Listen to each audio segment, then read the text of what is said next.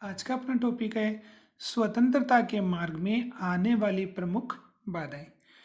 पिछले टॉपिक में हमने ये पढ़ा था कि आखिर स्वतंत्रता कैसे प्राप्त हो, उसके लिए कौन सी आवश्यक दशाएं हैं या शर्तें हैं। आज हम उसका अपोजिट पढ़ेंगे कि हमें जो स्वतंत्रता प्राप्त होती है उसके मध्य में आने वाली समस्याएं कौन कौन सी हैं, बाधाएं कौन कौन सी हैं, मतलब वे सभी कारण जिनसे हमें स्वतंत्रता प्राप्त नहीं हो पाती है वो कौन कौन से हैं। तो सबसे पहला बिंदु हम देख रहे हैं कि स्वतंत्रता के प्रति जागरूकता का अभाव। ये वही बिंदु है कि हमने स्वतंत्रता प्राप्ति के लिए पढ़ा था कि व्यक्ति को कैसा होना चाहिए, जागरूक होना चाहिए। देखो, जीवन के हर क्षेत्र में, तो जीवन का कोई भी क्षेत्र हो, तो जीवन के हर क्षेत्र में व्यक्ति को सक्रिय होना चाहिए। सक्रिय से अभिप्राय है कि व्यक्ति को जागरूक होना चाहिए। अगर व्यक्ति जागरूक नहीं होगा ना, तो वो समय के अनुसार अपने जीवन को अच्छे ढंग से व्यतीत नहीं कर पाएगा। तो वैसे ही है कि जागरूकता का अभाव रहेगा। जैसे आप सिंपल वे में समझो, हॉस्पिटल में हम बात करें तो डिलीवरी के समय क्या हो जाता है, कई बार बच्चे को आपस में बदल लेते हैं। हुआ लड़का और आपका लड़का है वो किसी दूसरे को दे दिया और दूसरे की लड़की आपको दे दी। तो इसका मूल कारण क्या है कि जागरूकता का क्या है, वहाँ पर अभाव है। अगर हम जागरूक रहेंगे तो हमारे साथ अन्याय नहीं हो सकता है, तो हमें स्वतंत्रता भी प्राप्त होगी। तो स्वतंत्रता प्राप्ति के लिए जरूरी है कि जागरूकता व्यक्ति में चाहिए। अगर व्यक्ति जागरूक नहीं रहेगा, निष्क्रिय बना रहेगा कि जो भगवान ने लिखा है वैसा हो जाएगा, ईश्वर ने या खुदा ने जैसा लिखा है मेरे भाग्य में वैसा होगा, तो एक प्रकार से वो भाग्यवादी बन जाएगा। तो व्यक्ति को जागरूक रहना चाहिए। अगर जागरूकता का अभाव रहेगा तो फिर किसी भी प्रकार की, चाहे वो स्वतंत्रता हो या अन्य कोई अधिकार है, वो व्यक्ति को प्राप्त नहीं हो पाएंगे। तो दूसरे बिंदु की हम बात करें कि अशिक्षा। अशिक्षा भी एक बड़ा कारण है। किसमें अशिक्षा बड़ा कारण है कि स्वतंत्रता न प्राप्त हो, उसमें अशिक्षा का महत्वपूर्ण योगदान है। क्योंकि शिक्षित जो व्यक्ति होता है ना, तो पढ़ा लिखा जो व्यक्ति होता है उसको सभी प्रकार के शासन के कार्यों की क्या होती है, जानकारी होती है। किस कार्य को किस प्रकार करवा लिया जाए, ठीक है, ऐसा वही व्यक्ति कर पाएगा जो कैसा होगा, शिक्षित होगा। तो शिक्षित व्यक्ति होगा, उसको हर पहलू के बारे में पता होगा, तो वो अपने साथ क्या नहीं होने देगा, अन्याय नहीं होने देगा। अब स्वतंत्रता प्राप्त कब नहीं होगी हमें, हमें स्वतंत्रता ऐसी स्थिति में प्राप्त नहीं होगी कि हम कैसे हों, अशिक्षित हों। अगर हमने शिक्षा प्राप्त नहीं की है तो हम अपने अधिकारों के प्रति जागरूक नहीं रह पाएंगे, क्योंकि हमें पता ही नहीं होगा कि सरकार ने हमें कौन कौन से अधिकार दे रखे हैं। इसलिए अशिक्षा भी एक बड़ा कारण है किसमें, स्वतंत्रता प्राप्ति के मार्ग में एक प्रकार से बाधा है। क्या है, अशिक्षा। तो शिक्षित व्यक्ति सभी प्रकार की जानकारी रखता है, जबकि अशिक्षित व्यक्ति होता है वो उसमें जागरूकता का अभाव होता है, उसको सरकार की योजनाओं का, अपने अधिकारों का पता नहीं होता है। इसलिए अशिक्षित व्यक्ति को या जिसने शिक्षा प्राप्त नहीं की है, ऐसे व्यक्ति को स्वतंत्रता प्राप्त नहीं हो पाती है। अगले बिंदु की हम बात करें, अगला बिंदु कह रहे हैं कि गरीबी तथा संसाधनों का अभाव। अब देखो, जिनकी आर्थिक स्थिति बहुत ज़्यादा खराब होती है, जो गरीब होते हैं, ऐसे वर्ग विशेष में संसाधनों का भी क्या पाया जाता है, अभाव पाया जाता है। उन्हें वे सुख सुविधाएं प्राप्त नहीं हो पाती हैं जिससे वो आगे बढ़ सके, तो अपने विकास के मार्ग पर आगे बढ़े। ठीक है, ये कब बढ़ेगा, जब उन व्यक्तियों के पास क्या हो, संसाधन हो। अगर व्यक्तियों के पास संसाधन नहीं होंगे ना, तो वे विकास के मार्ग पर आगे नहीं बढ़ पाएंगे, और ऐसी स्थिति में जब वो विकास में पीछे रह जाएंगे तो उन्हें सभी प्रकार के जो अधिकार हैं वो बहुत कम मात्रा में प्राप्त होंगी। तो ऐसी स्थिति में जरूरी है कि स्वतंत्रता प्राप्त हो तो संसाधन प्राप्त हो, ठीक है, गरीबी नहीं रहे।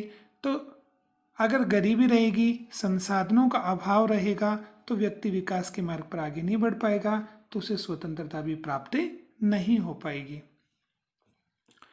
इसके बाद में अगले बिंदु की हम बात कर लें तो अगला बिंदु है न्यायपालिका के कार्यों में कार्यपालिका का हस्तक्षेप।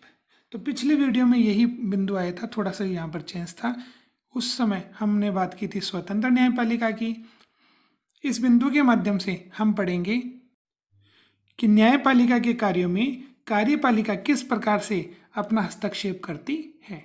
जैसे इंग्लिश में एक शब्द आता है ना, इंटरफेयर, हस्तक्षेप, ठीक है, कि मेरे मामले में आप इंटरफेयर मत करो, तो ये हो गया हस्तक्षेप। अब देखो, कार्यपालिका किसको चुनती है? न्यायपालिका को। तो पिछले में भी हमने अनुच्छेद 50 पढ़ा था। अनुच्छेद 50 क्या कहता है? तो अनुच्छेद 50 ये कहता है कि कार्यपालिका के कार्यों में न्यायपालिका के कार्यों में कार्यपालिका का हस्तक्षेप नहीं होना चाहिए। तो स्वतंत्र न्याय की हमें प्राप्ति कब होगी? ठीक है, हमें न्याय कब मिलेगा कि न्यायपालिका कैसी हो? स्वतंत्र हो।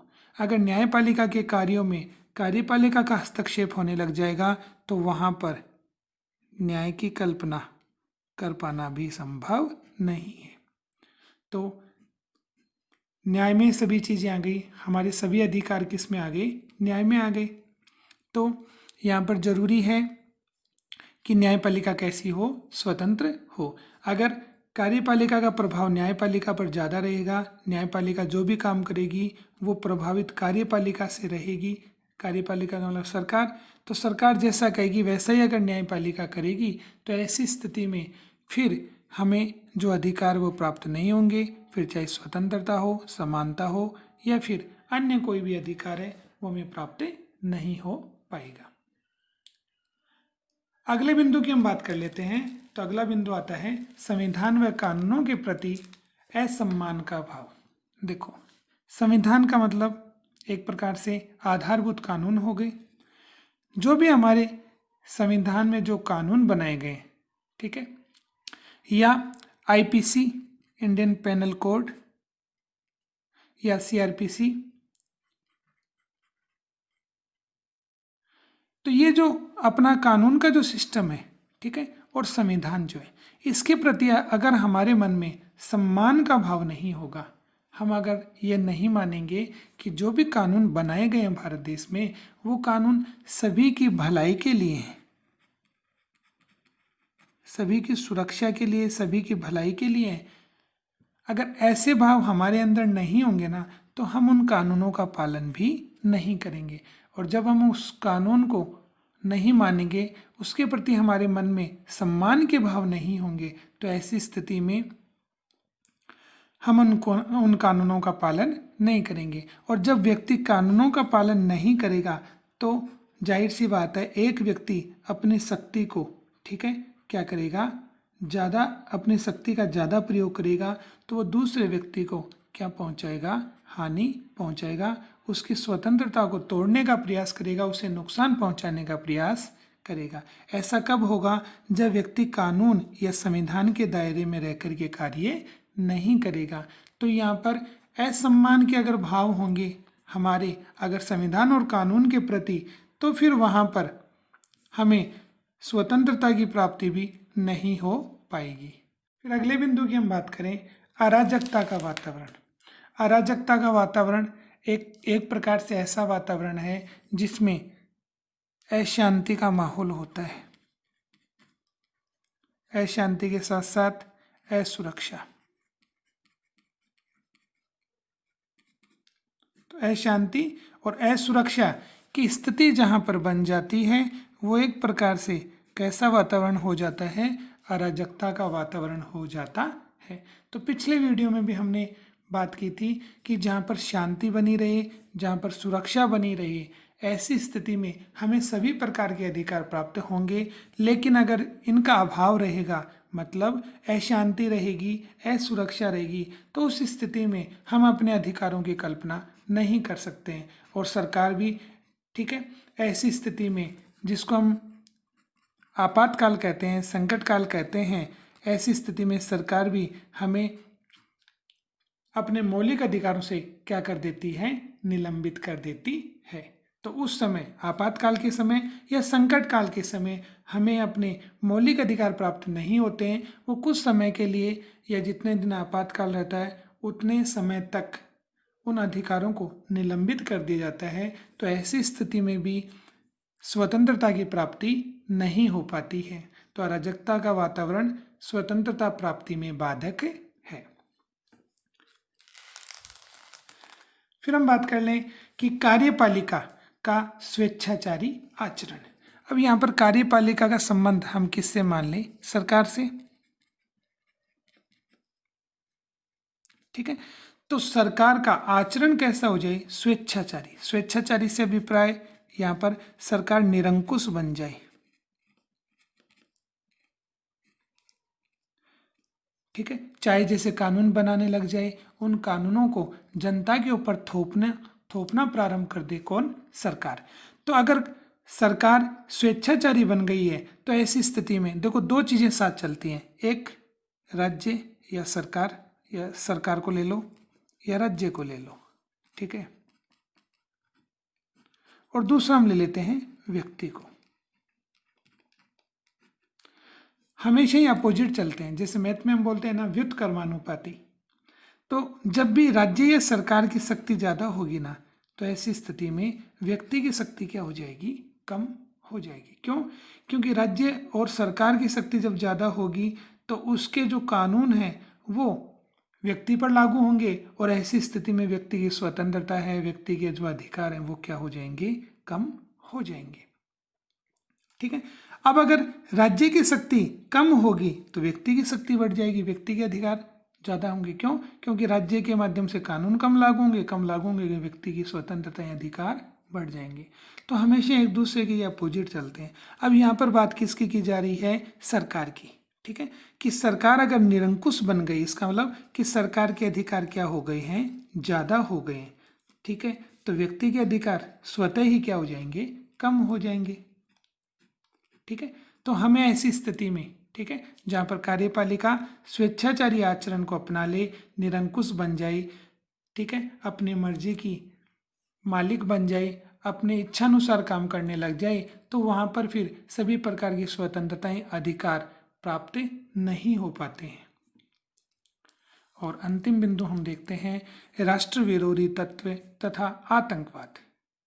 अब देखो, हमेशा देश में अगर आतंकवादी कुछ ना कुछ ऐसे कार्य करने का प्रयास करें जिससे देश की शांति व्यवस्था को नुकसान पहुंचे, ठीक है, या देश में विरोधी तत्व, जो भी देश विरोधी तत्व हैं, वो अगर सरकार के कार्यों को रोकने का प्रयास करें, ठीक है, जो व्यवस्था चल रही है उसे नुकसान पहुंचाने का कार्य करें, तो ऐसी स्थिति में सरकार क्या लगाएगी? सभी पर अंकुश लगाने का क्या करेगी? प्रयास।